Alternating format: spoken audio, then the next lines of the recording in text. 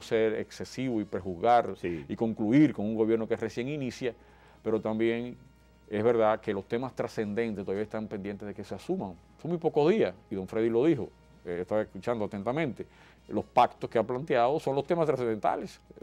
El pacto por la educación, que él mismo planteó, el pacto fiscal, que él mismo planteó, y después agregó en su discurso el pacto eléctrico, y después agregó un cuarto en el discurso que no lo había planteado previo, para alegría mía y alegría de todos los que queremos que este país mejore, que fue el pacto social. Entonces, esas cosas están pendientes todavía de que el presidente y los voceros del gobierno nos hablen de cómo piensan conducir esos puntos. Faltaría uno, que está relacionado al fiscal, pero tiene otro componente, faltarían uno y varios más, pero ese para mí es fundamental, que es de relanzamiento productivo de la sociedad dominicana, el pacto productivo, el pacto económico, de modelo económico, no sé, se lo podría llamar de diferentes maneras, que algunas pautas están planteadas en el plan estratégico. Sí. La Estrategia Nacional de Desarrollo. Ahí hay componentes, pero ¿en qué sentido va ese plan, el pacto económico? En hacer lo que yo acabo de explicar, volver otra vez a ser competitiva de alguna manera la economía dominicana y trabajar para mejorar los términos de intercambio, porque eso es producir riqueza. Si usted compra más de lo que vende, va a ser dependiente, muy vulnerable a factores externos y no tiene una capacidad propia. La imagen, por ejemplo, de un país como Singapur,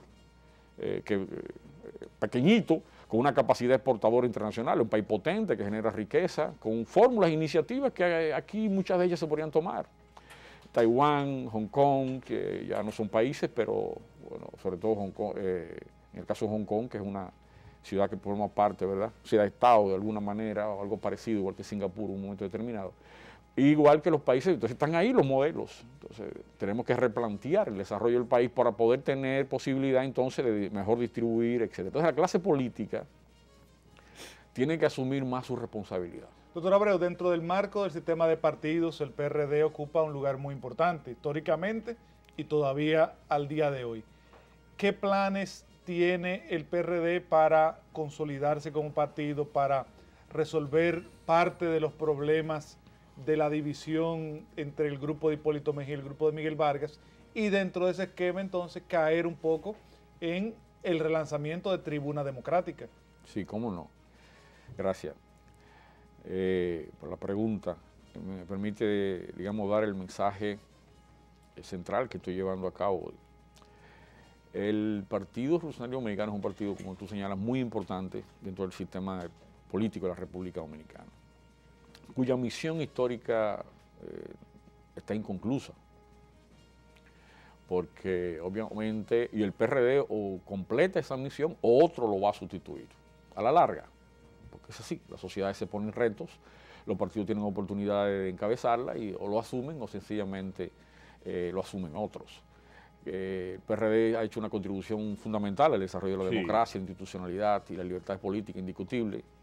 Permítanme desarrollar mi tesis de que el padre de la democracia no es Joaquín Balaguer, el padre de la democracia no es Peña Gómez como persona, el padre de la democracia no es Juan Bosch, por más mérito que tengan. El padre de la democracia moderna en la sociedad dominicana es el Partido Revolucionario Dominicano. Por primera vez, un ente colectivo con sus debilidades juega un rol fundamental en la construcción de la democracia moderna en la República Dominicana. Eso para mí, y Tribuna Democrática ha hecho una contribución, el programa más viejo de opinión de la sociedad dominicana moderna. El programa político más antiguo de la sociedad dominicana. El programa que ha hecho mayor contribución a la formación en valores democráticos institucionales. El programa que ha jugado roles estelares, algunos de ellos que difícilmente se vuelvan a repetir, como el discurso de José Francisco Peña Gómez, el 24 de abril de 1965, que fue puesto estandarte de la libertad política en los 12 años y que jugó roles fundamentales.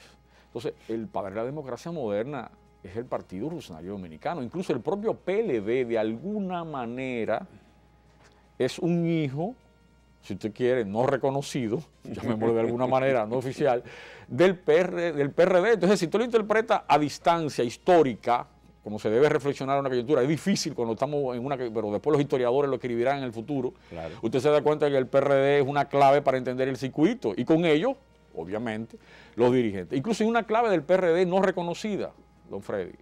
No es reconocida. El PRD todo se le tira y nadie se le reconoce. El PRD ha sabido concertar con los demás. El PRD ha sido tolerante, el PRD ha hecho una contribución, un sacrificio a la gobernabilidad de este país en todos los escenarios. El PRD no asumió una oposición hostil, confrontacional o subversiva frente a los gobiernos de Balaguer, que en algunos casos se pudiera justificar, y contribuyó al contrapeso de la gobernabilidad de la sociedad dominicana.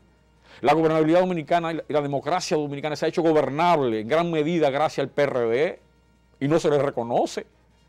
El PRD tuvo la capacidad de no ir a la reelección en el 82, siendo el primer partido que puso ese ejemplo en la sociedad dominicana en la etapa democrática, que hoy sigue el PLD. ¿Y qué explica que se mantenga ese desacuerdo interno permanente ahí? Sí, por la razón implícita, que la voy a hacer explícita, que en mi discurso en principio, porque lamentablemente han predominado intereses de grupo por el interés global del partido al interior de nuestro. Y nuestra agenda grupal ha predominado sobre la agenda del partido y sobre la agenda de la nación, por falta de desarrollo político de nuestro liderazgo y del liderazgo de la sociedad, pero en este caso el liderazgo del PRD, y tenemos que asumirlo con responsabilidad, porque así como yo defiendo, convencido, las luces y los aportes del PRD a la sociedad dominicana moderna, asimismo tengo que reconocer las sombras. Entonces, don Freddy, es un pecado de nosotros. ¿Cómo podemos nosotros justificar esas luchas en el gobierno de Jorge Blanco, como usted bien conoce y conocemos nosotros y hemos estudiado? ¿Cómo podemos justificar ese no entendimiento de Jacobo y Peña Gómez, cuya responsabilidad principal no estuvo en Peña Gómez? ¿Y por qué no estuvo en Peña Gómez? Y he explicado eso. Porque cuando Peña Gómez buscó entendimiento, autorizó entendimiento con Jacobo, y Jacobo no quiso entendimiento con Peña Gómez en la recta final, en el momento final de las elecciones. Y aún el liderazgo de Peña Gómez, que era el dirigente más vinculado a la plataforma del partido y a los intereses nacionales populares, y que su trayectoria es una de las trayectorias más limpias de dirigente político alguno en la sociedad dominicana en toda su historia, no pudo él contribuirse en ente unitario, cosa que sí pudo después de los 90 retomar y unificar a todo el mundo, incluso que retornar a la parte del PRI, que es un antecedente de la actual situación difícil al interior del PRD, que está marcada por lo mismo. Hay luchas de grupos, intereses particulares, y no se ponen en juego los intereses nacionales. Pero además la sociedad puede interpretar y valorar, y los PRDistas pueden interpretar y valorar, quiénes son los factores fundamentales de afectar la institucionalidad y la unidad del PRD. Toda esta situación actual empezó cuando se intentó desconocer al presidente del partido. Sí. Queremos unidad, en la línea que me dice Roberto, ¿qué alternativa podemos tener? Queremos institucionalidad, volvamos a ese punto. Retiremos esa iniciativa, retiremos los discursos, retiremos la agresividad, retiremos las acusaciones estériles e injustas con relación a la que se le hacen al presidente Miguel Vargas del partido, e injusta, repito, e injusta. Y volvamos a ese punto. Entonces ahí podrá haber entendimiento, podrá haber manejo institucional y podrá entonces replantearse, pero para eso hay que retirar ambiciones excesivas de tratar de quitar a un competidor y a una persona como Miguel Vargas, que tiene perfecto derecho para ejercer su rol en el partido y además mostrar aspiraciones al partido. ¿Pudiera ser esa reunión de ayer la antesala del entendimiento? Siempre y cuando, y lo quiero decir categóricamente, y este es un canal que se ve en todo el país. La reunión de ayer en la que hace de referencia, para el amigo televidente, la reunión entre Orlando Jorge Mera y Miguel Vargas Maldonado. Claro, siempre y cuando se le deje de llamar a otra persona presidente del PRD.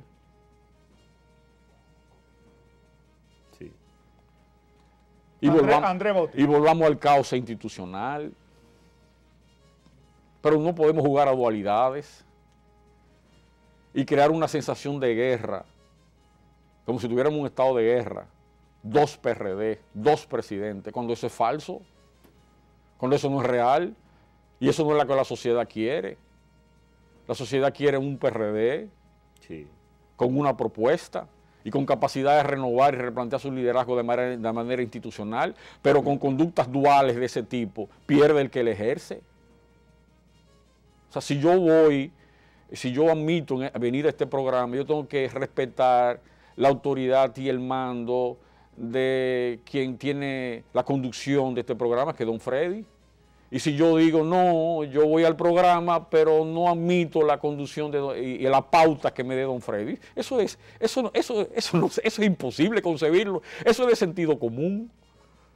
Entonces, usted no puede tener posiciones duales, usted tiene que decidirse con responsabilidad. Y uno de los bienes más escasos, lamentablemente, en nuestra sociedad es la responsabilidad en nuestras élites dirigentes. Nosotros, la élite dirigente de la sociedad dominicana, incluyendo la empresarial, está por debajo del desarrollo de la sociedad dominicana. Está por debajo de las aspiraciones de una parte de la sociedad dominicana, sobre todo grandes segmentos de la clase media, que se han preparado, que se han formado y no encuentran canales, que quieren competir, ascender económicamente por vías legítimas. Y entonces esos son los temas. El tema central, uno de los emblemas de lucha de Juan Bosch, sigue vigente. Y su partido hasta ahora no lo ha podido llevar a cabo, su último partido, que es el PLD, que es retornar este país a la ruta de la legalidad, de la institucionalidad. Es lamentable que uno de los gobiernos que más aplicó la ley fue el de Trujillo, sí, porque se tomaba la ley en serio. Y yo esta tesis la pudiera explicar, porque cuando había una ley que afectaba los intereses de Trujillo trabajaba para modificarla. Pero aquí tenemos un legislador que me merece respeto individual, que dijo en un programa de televisión en el que yo estaba en días pasados, hay 27 leyes, creo que ese fue el número, que la resolución, la distribución del presupuesto que hizo el Congreso y el gobierno el año pasado, se violan. Un congresista dice la opinión pública, se están violando 27 leyes con ese Congreso y en la sociedad no pasa nada. No pasa nada. Alejandro, hablemos un poquito de Tribuna Democrática. ¿Cómo no? Mucha gente no lo conoce porque son más jóvenes, porque no le prestó mucha atención. Y se preguntan, bueno, pero todos los días surgen programas de radio en República Dominicana. ¿Qué hace a Tribuna Democrática merecedor de que se le preste atención especial en que los medios televisivos, radiales, te hagan entrevistas a ti como director del programa? ¿Para qué sirvió Tribuna Democrática en el pasado? ¿Para qué va a servir en el día de hoy? Sí. Tribuna Democrática en el pasado jugó, como expliqué, roles fundamentales en las libertades políticas, en la conducción de la democracia, y Tribuna empieza con una frase de un discurso de Peña Gómez, la promoción actual. Cuando el programa inicia, ya tuvimos 2 programas, hoy vamos al tercero de esta etapa, Peña Gómez dice, fuimos el primer partido que habló de convención en la República Dominicana. Y explica varias cosas más. Queremos decir, la escuela de la democracia moderna en este país es el Partido Revolucionario Dominicano. Entonces Tribuna va a seguir esa tradición, va a reivindicar esa tradición, remozada, modernizada, actualizada. Por ejemplo, va a trabajar temas como la tecnología, alrededor del cual el PRD no ha estado suficientemente actualizado en su discurso público. Esas son de las cosas nuevas que van a hacer, son de las misiones que venimos a hacer. Vamos a trabajar mucho y a destacar mucho el rol de la mujer, el rol de la juventud, en el cual el PRD tenemos un déficit alrededor de eso y se expresa electoralmente. Estamos perdiendo las elecciones por las mujeres y por el voto joven, don Freddy, que ha constituido una mayoría con el PLD a partir de los 90 y pico para acá. Perdimos esa influencia en parte de la mayoría y en las mujeres. Entonces, hoy, por ejemplo, el programa de hoy está dedicado a los temas relacionados con las mujeres. Mañana el programa está dedicado a los jóvenes. Esas son cosas novedosas, nuevas en Tribuna Democrática. Además, Tribuna Democrática en los últimos 10 o 15 años se había dedicado a campaña electoral.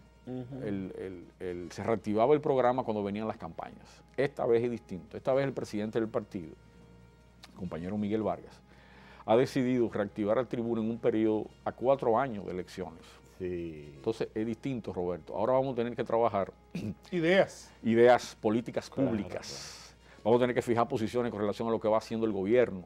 Va a ser la expresión pública de nuestra posición, de nuestra llamada línea de oposición, que preferíamos llamar de oposición y propuesta, definida por los organismos del partido y especialmente por el presidente, alrededor de las cuales hay coincidencia entre todas las expresiones del PRD. Un dato curioso es que nosotros reflejamos en el liderazgo actual del partido, ¿verdad? El liderazgo principal del partido, coincidencia hacia afuera. Usted analiza los discursos de uno y